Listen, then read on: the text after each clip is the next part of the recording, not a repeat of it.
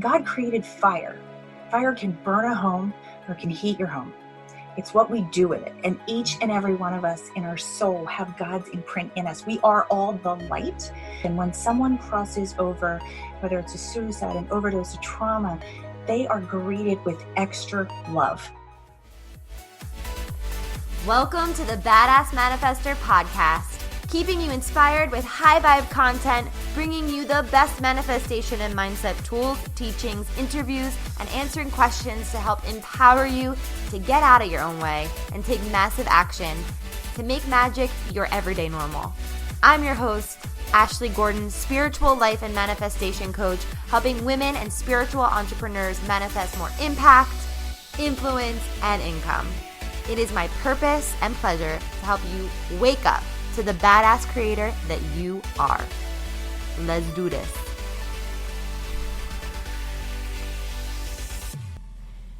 Welcome back to the Badass Manifester podcast. And today is extra special because I have one of my dear friends, like I don't even know how to describe, soul sister, fairy godmother. She's on the show today, and her name is Colleen St. Michael. She is an angel intuitive, medium, amazing author of The Other Side of Addiction, which we're going to talk about a lot today. Welcome to the show. I have so much I want to say about you, but I want to bring you in the conversation. So Thank you. So, I love you. You're my heart girl. I love you. So good. Much love and mad love going right back at you. Care Bears. So I'm so glad that you're here. We wanted to do this for a while. So just to kind of give everyone a background on, obviously I want people to know about your story, but also like how we know each other. Mm-hmm. So yeah, go ahead. The universe. Let's just put it that way, because I was contemplating on moving down the shore and relocating my home, my business, my family, and something I've always wanted to do, but then, when fear creeps in and you're like, okay, I'm an angel intuitive. So my first go-to is like, all right, angels, make it neon, like make it loud for me that I know that this is the next step that I'm going to take. So I pulled an angel card, and the angel card previous to that was just say yes. And I was like, just say yes, because historically I have been a contemplator, not necessarily like the yes girl. When it came to like my angel guidance, it's like, yes. But when it came to like the human race coming in front of me and asking me to do things, it was always like, yeah, let me feel it out. Let me see where I'm at. And that was totally my work, because it's all about trust and following that guidance. Is that when we send prayers up and we ask the universe to help us, they're going to put people in front of us to help the symphony happen for us. So long story short, I was asked to do this speaking event. It was like a snowstorm that day. It was all the things leading up to it. I had been looking at houses down the shore, and right at midnight, I get this, listing for this one place. And it was like really just bizarre, because it was like just one listing. And I then meet Valerie, who's one of your girlfriends. And she's like, oh, this is my friend Ashley. And she couldn't be at the class that you had taught that I met you at. And she's going through this whole experience. And then Ashley's like, oh, this is my husband, Todd. He's a realtor. And I happened to mention the property. And he was like, oh, yeah, that's my listing. So it was just like, that's really strange. That sounds neon to me. Exactly. Right. So it's like, that is like my wing slap, which is like, pay attention, Colleen, and, follow up on this. And so, I fell in love with you, and you were one of the instruments that helped me to move down here. And just like, it felt great to know that if I'm going to be relocating, that I would have friends, and like, not even just friends, but friends that are just connected, so unique and spiritual and so invested in growth. So it was just a trifecta. It was so cool. It was so cool. And I'll never forget the first time that we met, because it was that snowstorm day. Todd and I came. Todd doesn't usually come to like spiritual events with me either. So he was with me and he met you, but I'll never forget sitting down with you, and you guys are listening. I just want you to know, like, Colleen she is like the realest deal. Like, she is so freaking good at what she does. She's so connected. Like, she's one of the best. She's the best of the best, to be honest with you. And I'm not just saying that because she's my friend. But when I sat down with you that first day, I saw all this. Yeah, you saw all this that's happening now. She literally sat down. She's like, the angels are showing me like Facebook Lives and broadcasts and things like that. Is that something that you want to do? And I was tap into your technology, tap into your skill set, like tap into, and it was, I'll never forget that because, readings are not mine to keep, because the information, I'm a messenger. So I give the message and I allow the person who it's delivered to then take it and build whatever they choose. So, but watching you and watching you thrive and watching the growth and knowing behind the scenes, in a sense, it's like, there's so much admiration because it's great when you get information, but it's exceptional when you take that trust and you start following the steps to the execution.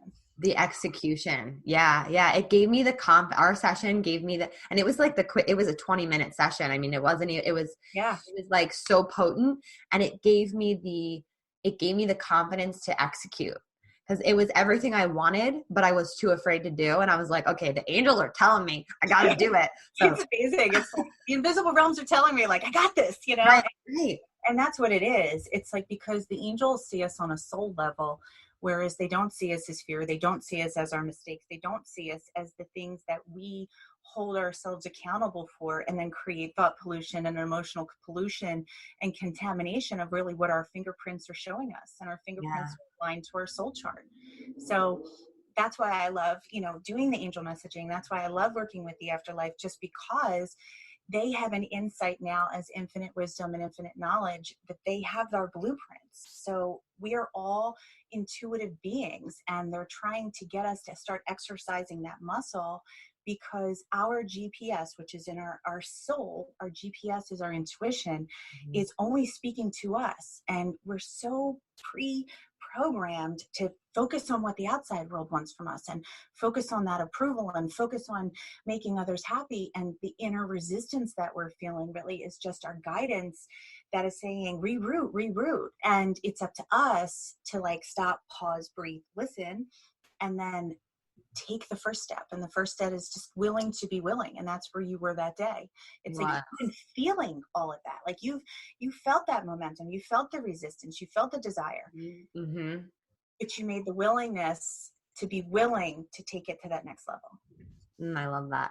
And usually I have my guests on the show kind of go back and tell their story, but you guys, Colleen she's all over social media, and I want to do another episode where you tell your story, but I really want to dive into like the afterlife and your book. Like her story of how she got to where she is today is amazing. It is. I mean, I honestly, it's funny because I really don't attach myself to my story anymore, because it's not my story, but every story had a creation.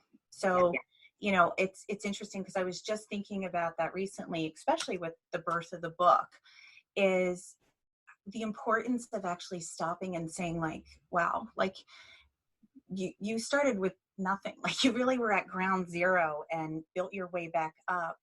And you never really stopped to appreciate the smell along the way. Like it was such a shift when the book actually was birthed. And it wasn't that, it was more so for myself. And we had this conversation. It's like, I am capable. Yeah. It's like, I am capable. And again, we'll share the backstory to where that would be, wavering, but like, I'm actually really proud of this process, because, not so much, I am proud of me, but I'm so much more proud that this book is now available as a tool to help people and help families who are now suffering the loss of addiction loss. And so, we know we're in the middle of an epidemic.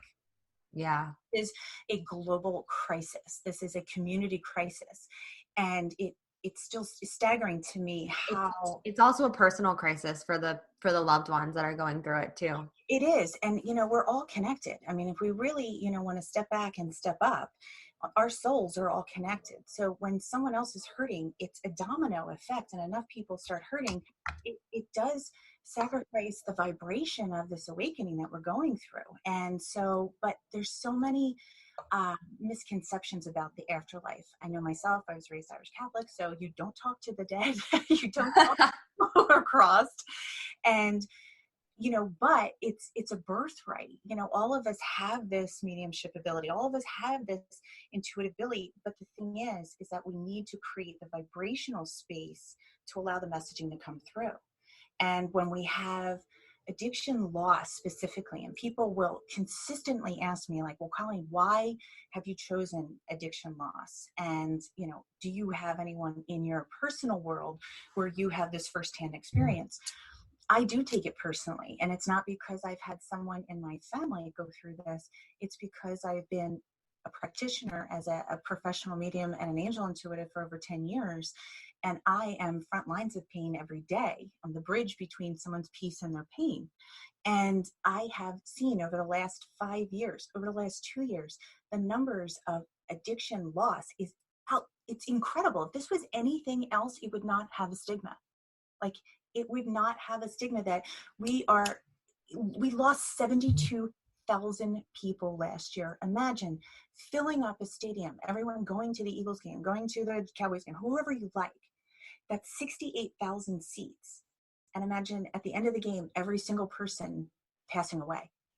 Like, it's staggering. Wow, that's like really right. So think of it at that level, a full stadium, and every single person who is in a seat is now not going home. That's how many we've lost last year to addiction loss alone. And there's so many myths when it comes to the afterlife that so many families are still sitting in the addiction after the addiction. They're sitting in the guilt. They're sitting in the feeling as though they could have done more. They're sitting in the feeling as that they're still in a state of living pain, or that it was their responsibility to heal someone, or that the person they love is not crossed. And, judgment is a human condition. It's not a soul condition. So when I'm connecting with their loved one is healed, because it is the human will, that it is the human will that creates choices, decisions, and the ability to, not feel or feel, right? So when we are talking to the soul, it's the vessel that's laid to rest, and it's then the soul that's crossed over. The soul is always pure. And it's the soul that is then connecting and saying to their families, look, we're safe, we have peace. And, I had one interesting gentleman who had come in, and he had numerous overdoses. And when he came to see me, he said, why am I here? And I said, because you have a purpose here. And he said, my last overdose, I was met, and I felt like I was met by what he said, like darkness, like it was like swarms of darkness. And he said that in that darkness that was in me, because I had just used, he said, I was like, fine, take me to hell. And he said, and I woke up in the hospital. And he said, and that message to me meant that I was living my hell with breath in me. Like, it wasn't about crossing over. It was about him. And he said that changed everything for him, because he was like, it's not where you're going, it's where you're at. By, and it's like he then followed, practices. And so often families feel as though God wasn't listening to them, or God didn't pick their child or their loved one to live. And it's not about that. It's not about blaming anyone or anything. It is a disease.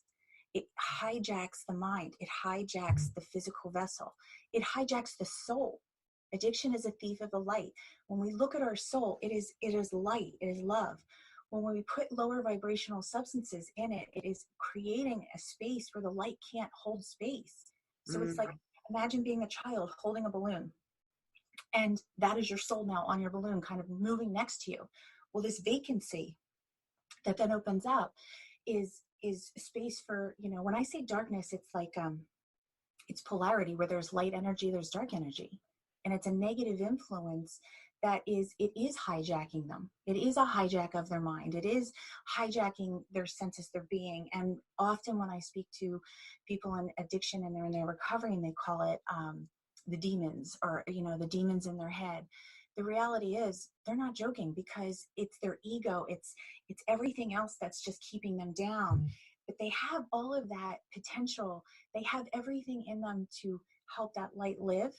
And when they cross and when they say they have peace, it's not because they don't love everyone down here. It's because they finally have peace and then can be an instrument, because the afterlife doesn't look as us and them as a separation, because it lives within the heart. It lives within the vibration of love, and that coexists in both worlds freely. Wow. I'm passionate. Sorry. You're in the flow there. You're in the flow. It's such I'm just beautiful. passionate because it hurts me to watch people believe that they're responsible for something that they didn't have responsibility for. I was an enabler for 17 years. I get, you're on my team. I'm going down. Well, guess who went down? I did. Right. I went down in the name of trying to save and help someone who wasn't helping themselves. And it wasn't addiction. It was just enabling in life. Right. And For sure. And mm-hmm. Go ahead. No, in the book, we talk about, the questions that people have asked me, like, well, what is on the other side? Did they suffer? Because the soul never suffers. I'm curious. I really want to get into that too, but I also want a presence. Like if you're listening, like I think this is such an important topic, because literally everyone knows someone that has suffered with addiction or died from addiction. Exactly, because it doesn't discriminate, right? So it doesn't. This is, and there's so many misconceptions about, the type of person, and I'm like, if you have a soul and you have a vessel, you could be on the chopping block, right? It's about understanding that, we live in a very addicted world. Period. We're never shown how to feel. We were not shown how to show rejection, anger, frustration, pain, punishment. Like we are forced in school systems, we're forced in life to, like, put your best foot forward, look your best, do your best, be appreciated, be accepted, be. But you know what happened to the other part of us, right? So we have all of these parts of us that are hurting, that we haven't given attention to. And I knew I was a food. Mine was not addiction of substances. Mine was an emotional addiction, where it was like, I felt so much as an empath, didn't realize it, but I was eating, so food was my addiction. I wasn't hungry, but I was still eating. And, it was like, how do you silence or quiet? People have shopping addictions. People have addictions with people, with gossip, with, with anything, social media. Right. So anything out of balance. And what I have learned is that a lot of these souls that are crossing over from addiction, they were very sensitive. They felt everything. They were beautiful people. Yeah. And it was like, no one should have to die for making a decision because they were already in pain, whatever that looks like. And, with the whole opioid crisis, it's a whole different breed of, addicts that are being born because they're following a script, they're following a doctor's order, they're following something that they were told to do, and it hijacked them pretty quickly. It almost hijacked my mom. I mean, like my mom has Crohn's disease, and so she was always given scripts for pain, opioids. Yeah. And, that was... They raised their hand for it, right? No one raises their hand to say, today's the day I'm going to F up my life and everybody else's. And that's where, as a community, what can we do? You don't have to throw yourself in the trenches, but when you pass someone who's struggling, send them love. Don't send them judgment. They already have enough of that energy sitting on top of them, right? So that was one of the hardest things for me to learn with my mom, and how to deal with it, because I was always judging. I was always judging and judging and judging. But a lot of that judgment comes from a place of pain. It does. Yeah. And it's almost like either you're with me or you're my enemy, because it's easier to be mad at my enemy than it is at my mom. Deal with it. Yeah, totally.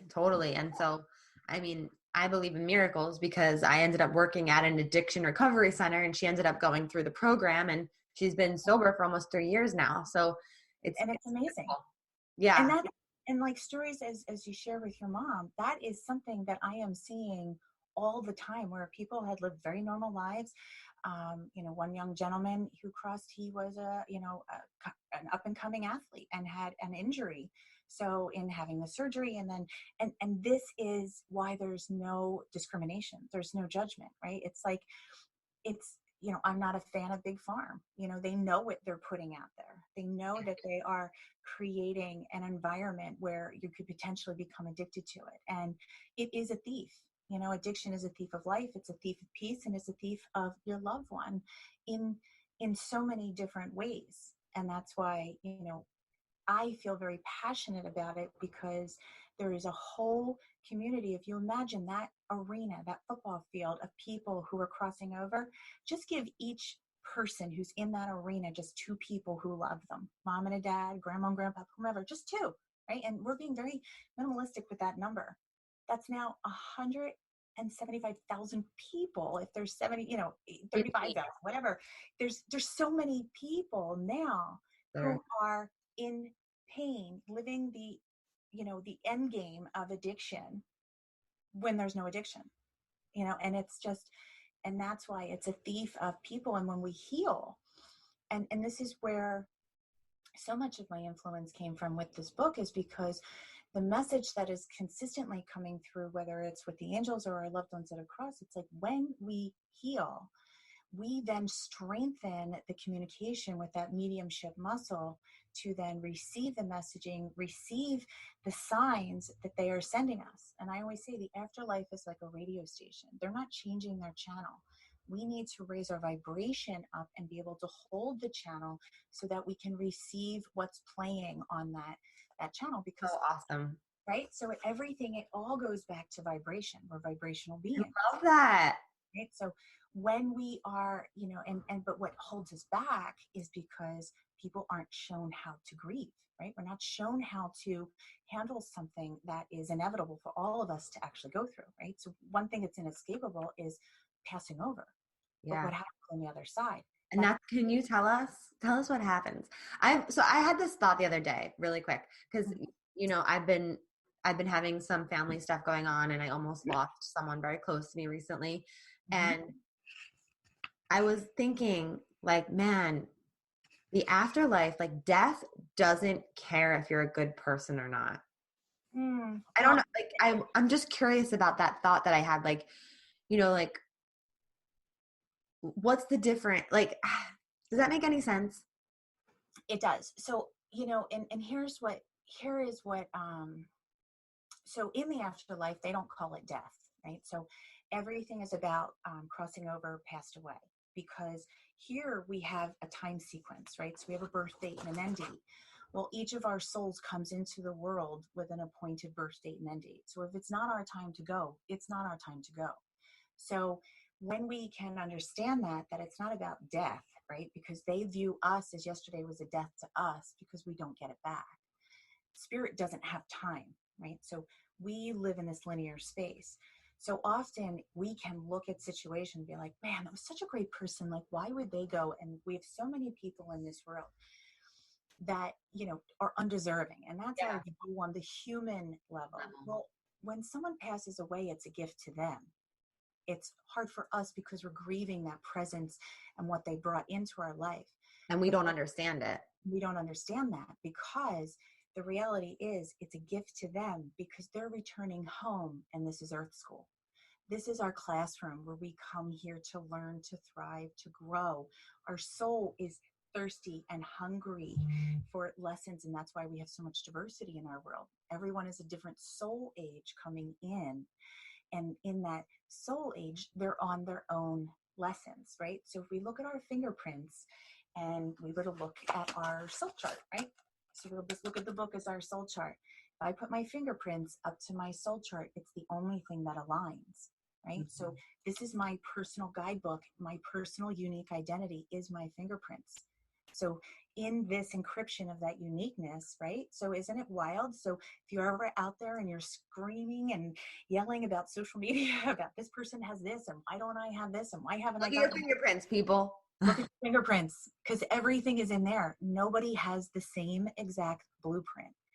And so when souls come in at different ages, we're all on different life lessons, and there's different experiences that we have to grow through.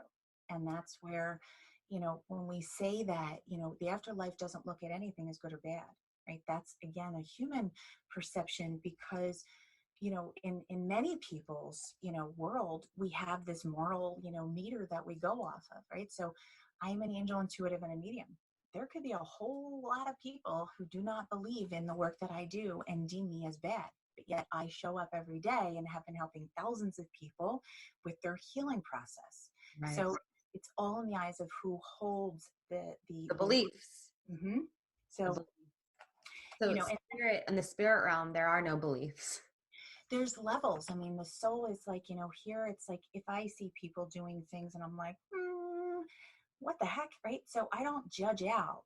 I kind of say to myself, I'm going to send them a little extra love because I was a young soul at one point and I had to go through the growth lessons to grow through, to gain insight and confidence in that knowledge. And that's what, and that's, everything's about our vibration. And when we heal, we're allowing the vibration of what's organic to us, and that's our intuition. And the afterlife, just, they want us to live because they now are home. They understand now that there's a divine tapestry and there's strings moving all through it, and that everything in the end is about a co-creation with the knowledge from the soul world, and then coming into here and exercising the steps to learn to grow and to thrive. So beautiful. I love the divine tapestry. Bro, it's all connected. It really is. Healing. Sorry about that. Even as we're healing, we're going through this great process where we're cutting the old tapestries, like we're cutting those old programs that are holding us back. Can you tell us 3 things that you like that most people don't know about the afterlife? Just 3. Okay. So when our loved ones cross over, there's no pain and there's no suffering. So anything that we, in a sense, experienced here in the human world is not experienced. If it doesn't align with love, it doesn't cross. So that is probably one of the most comforting things to know. The second is that they're consistently giving us messages to believe and trust that if we see a coin and we think of our loved one, that is them. If we see a bird, that we believe when the first thought that comes to our head is that is them, right? So I have a great sense of humor, so my guides tend to speak to me with humor often, even in heavy situations. And I always say, like, no one's looking to talk to angels because most people don't really know that angels, communicate through us and speak through us. But everyone's always seeking the afterlife. But it's like going to a gas station and telling the attendant, I need directions. Can you give me a sign? And then when they give it to you, they're like, no, I don't believe that. So, it's like they want us to start trusting what is innate in us. And that is, if we believe it, we feel it, we sense it, we see it, it's them, right? Visitations are a really real visit, right? So a lot of times we get stuck in these mental war rooms where we feel as though there's more we could have done, whatever the responsibility is attached to the person, it doesn't go further than love, because we don't have control over anyone's actions, thoughts, or beliefs. People may try to put that onto you, but it's up to us not to own it, right? Because we only have control over our own thoughts, feelings, and emotions. And the third thing is that they all want us to know we're intuitive. That is a big thing, because I have a mediumship muscle. So this is a muscle that I've exercised so that I trust it, right? So we have to start small in trusting it. So certain things block it, fear. A lot of people think that if they don't dream of their loved one, that they're not with them, or that if they tell them what signs that they want to receive, they don't work for us. They're working with us. So we can't necessarily try to control it and being like, I'll take quarters on Tuesday. I'm going to take a bird, and you better put this song on the radio because that's how I'm going to know it's you. They already know we live in a very mistrusting world, and that takes us further away from trusting ourselves. So they're working towards helping us to develop that muscle. So if you look at ourselves like a big speaker system, my intuition is the same microphone that my afterlife speaks to me through, and my angels. So fine tune the one microphone and you get all the connections, right? And it's, Boom. yeah. So it's like simplistic. It's not so much that the afterlife wants us to know that they're okay, but they want to tell us that we're going to be okay. Yes. Is probably the number one, because we are going through a period of grief. And this is where your world really comes in strong, because our words mean everything. If we tell ourselves, I'm never going to heal, I'm never going to heal, I'm never going to heal. Well, guess what? You're never going to heal. Because that's your core belief. And that is the exact opposite of what the afterlife wants. If we're talking about vibration, if we're talking about energy, imagine another football field and you are out and your loved one has passed. And just for this moment, just for this breath, you feel laughter, you feel peace, and you start laughing. They love that. It's like they go from the stands and they rush the field. They're running with you because your vibe is high. They're like right there. Well, then you stop and you're like, oh, I shouldn't be laughing. I'm a grieving person. Right. Push them back because we lower our vibration. They need us to hold a higher vibration so that we can reestablish that communication between ourselves and them. That's such a good point. Of a different relationship. Yeah, I feel like it's hard to, it's like I was listening to a spiritual teacher once and he was like, who says that you can't laugh at a funeral? Like, that's just not true. Like you don't have to be any way other than however you are. And well, we were never shown, I mean, most people are not shown how to grieve. Right. And most of all, another message that comes through and we talk about in the book as well is our loved ones want us to tell people how to treat us when we're grieving, right? Addiction loss is probably one of the most insensitive losses from people on the outside.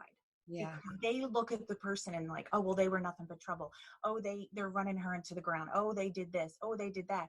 They're missing the big point that their child, their father, their husband, there's somebody that they love is now no longer in their life. They're missing this huge point that person, they were not just an addict. They had a life before this. They had so much beauty and still do. But when people lose, it's like they're in this silent sentence where they're grieving independently by themselves, because so many people feel, because it's addiction, that they have the right to say something harsh. And our loved ones want them to teach people how to break this chain of insensitivity. So many people are so uncomfortable with grief. I was just going to say, people don't know how to act. Well, because they're uncomfortable, they say uncomfortable things. Right. Thinking there's something they can say. There is no cure for grief. Right. It's life is different for that person now. And it's not good, it's not bad. It's just different. And we have to get accepting of the new normal. And in the book, we talk about how do we move through the new normal without becoming in that mental war room where it just keeps taking us backwards, right? Because we keep thinking of life when they were here. And even though those memories are beautiful, that is a pause button for healing, because life in this direction is never going to look like it did with that person in it. Does that make sense? Because, and it's huge, because when we understand that they want us, to heal, and that there's a permission to heal. And healing does not mean forgetting. Healing means that it is a ability to have acceptance, and acceptance doesn't mean that you like it, but what is. And then grieve the actual loss of the person and not the life, because when someone passes from addiction loss, they grieved him alive, and now that worst fear came to fruition. And most people, and in the name of love, and again, I was a former enabler, I understand how you can justify and make excuses for why you're showing up to when someone's hurting. But it's only effective if that person's also showing up for themselves.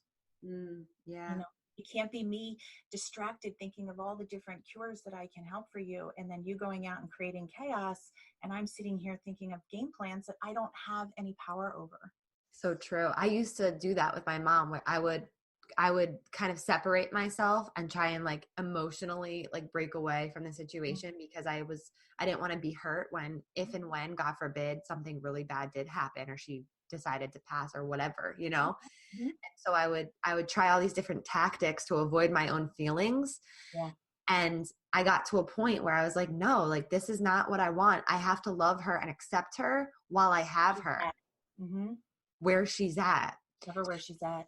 I swear that was the like energetic shift that created the miracle for her Well, to get because help. you think about energy, everything with energy is a conduit, right? So people will often say to me in session, why don't you tell me how sorry you are for me? Or why don't you tell me you feel bad for me? You already feel enough of that, right? Right. So if I am taking my feelings and, oh God, I feel so bad for you. Oh my gosh, you're Dumping hurting. all that. All I'm doing is dumping more pain on top of Me the this. feel backpack, right? Yeah. When you are meeting someone where they're at, you're not telling them that they're right or they're wrong, but you're energetically freeing them to allow them to see for themselves What's what right. is right and wrong for them. Right? So And that, true. and it's When wildly powerful. when someone dies now, or I'm in a situation where I used to say, I'm so sorry for your loss, that's me dumping my sorrow onto them. Instead, I think you taught me this. Instead, I'm like, I'm sending you so much love. I'm sending you so much healing. Like it's the default is to be like, I'm so, so sorry. That doesn't feel good. Like when someone says that to you, it's like, okay, great. Like Thanks. it's actually different. Try this on, you guys, like in a situation, hopefully you don't have to, but in a situation where you want to say you're sorry, just try on saying like, I'm sending you so much love. Yeah. And one of the greatest things that you can do if you have someone who's struggling with grief or troubled times is just ask them, how can I support you? Right? Yeah. Such a powerful question, because often we go into fix it mode and support mode where we're, coming up with these game plans, but let's see where that person's at and saying, how can I support you? Like I already have another book already started and it's called Shut Your Hole and Give a Hug. And I love it. it is like, how do we treat people when we're grieving? And it takes the discomfort off, because to say to someone like, oh, God only takes the good ones, or doesn't pain anymore. When someone is going through, their worst moment, that shit's helpful. it is helpful. And so, and especially when it comes to addiction loss, is how insensitive people unknowingly think and say things that are just, I had one mother who, she was very much instrumental in her community and in her religious community. And she received letters from the community and she was believing that these were going to be the letters of support and love. And it was basically, a consistent series of letters with people telling her that, they'll pray that God will accept them, that their child into the afterlife. And God does not stray from any of us, whether you believe in God, the source, the universe, the higher power. God created fire. Fire can burn a home or can heat your home. It's what we do with it. And each and every one of us in our soul have God's imprint in us. We are all the light. So it is not about a rejection. When someone crosses over, whether it's a suicide, an overdose, a trauma, they are greeted with extra love, because they were hurting here. It is like a soldier at war that just needs a little bit of extra love when they return back home. And that love is so pure and it is so healing. And it is not that he takes the good one, because we are all good. We are all perfect in the eyes of the Creator. And it's for us to step up to the mirror and see that. Wow. So this is not a random question, but like, do you have, in the work that you do, like, do you have fear around the afterlife at all? Because I know so many people do. I smile like that because if you knew me previously, I could easily draw a picture for you that I am Scooby-Doo and Shaggy, and like getting out of anything. I was completely afraid, right? So all of this made me afraid. And it's interesting because that fear has become my greatest teacher, because we fear things we don't understand. And so again, I stressed to you that I was very strict Irish Catholic. So this was not in the wheelhouse, and I would just pray and I would pray and I would pray. Never did I assume that anything could speak back, right? So I never even prayed for myself. So when I was, I'm older, like 27, 28, I was walking through a bookstore and a book flew off the shelf, and the book was called Messages from Your Angels. And I bought it because something was like, it was in the metaphysical section. So first thing I did was pray, because I was like, oh my, this is the witchcraft that everyone warned me about. So what I did was I bought the book, and when I started to read it, I felt like it was speaking to my soul. It explained me, that I was empathic, that everything, I wasn't just oversensitive, that I wasn't just a profiler. People used to call me a profiler because when I would meet people, I'm like, I don't necessarily trust that. Or, I knew what they were feeling, but I didn't know why. So it was never my intention to do the mediumship work. It was always about doing angel work. And I was in the spiritual closet for a good long time because I didn't make peace with myself with this. So as I became more peaceful and I opened up my business, yada, yada, yada, people's loved ones started coming through in sessions. And I was like, okay, angels, I'm out. Like, I agreed. I would do the angel work and I would be happy with that. I'm not connecting into the afterlife. So the angels basically took me into the boot camp of the afterlife and explained everything. And gosh, it's the greatest thing they've ever done for me, because I said yes to it, number one. And number two, I learned how to live here through working in the afterlife, because we save life here. We don't live it. And the angels and our loved ones cross want us to live life and stop saving it. And when we save life, we're allowing the greatness inside of us to cross with us. And nobody wants that. We want that greatness. We want to be empty when we leave this world, right? And it's not about what other people think of us. And it's not about, how many likes we get, right? It's about feeling that we can check that inner box off within our soul and said, you know what, I stepped up to that mission because I assigned myself to it. And that's why this book helps people to get out of their own way and get onto their way. And sometimes through trauma, something beautiful is birthed from it. Yeah. Advocacy, awareness, bringing people out from, the hiding and suffering, and creating support groups and community and people to support one another and empathize. Love. We're all love. And that's what, Spirit wants us to know. So am I afraid? No. The human world scares me more than That's true. the whole free will world with it's unpredictable. Exactly. I know exactly where I'm going when I go. That's amazing. Colleen, you're incredible. I'm so grateful for you. So the other side of addiction is her book, and the other side of addiction, the afterlife. The afterlife. Yeah, because I don't want people to get confused that it is an addiction book recovery. It's more right. It's about the afterlife. It's about the afterlife. Yeah, and it's such a beautiful book. Like I'm ordering my copy. It's so beautiful. It's white, and then it's like a page ripped sky, and it's so pretty. So that will be linked up in the show notes. It's on Amazon, right? It'll be on Amazon within the next 2 weeks. Right now it is on my website at ColleenStMichaels.com. And so for the holidays, I wanted to personalize. So I didn't put it on Amazon right away. I wanted to write my hand thank yous. I wanted to give a thank you gift just because, it was like, I appreciate it. I just want to say thank you. So I wanted to not put it out there on Amazon right away. I wanted to put my own personal energy into it. Awesome. That's amazing. So you can go on her website and get your copy. Mm-hmm. And maybe by the time this comes out, it might be on Amazon. So either way, if you want her to sign it, you can buy it on her website. If not, buy it on Amazon. Because they're doing a print on demand on Amazon. So awesome. So I'm super excited because there's so much goodness coming into this 2020. So much goodness. And Colleen is she's just incredible at everything she does. So definitely check out her website if you feel called to get a reading from her, book a session. I know she gets booked out, so don't hesitate on that. Get your spot. So grateful that she's my friend. Just kidding. This is what we do. We make silly noises and we just laugh. We laugh so much. And dance and laugh.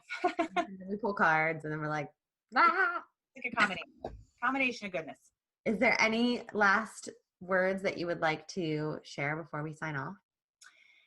don't doubt your greatness. Yeah. Whatever you feel needs to be healed, don't judge it.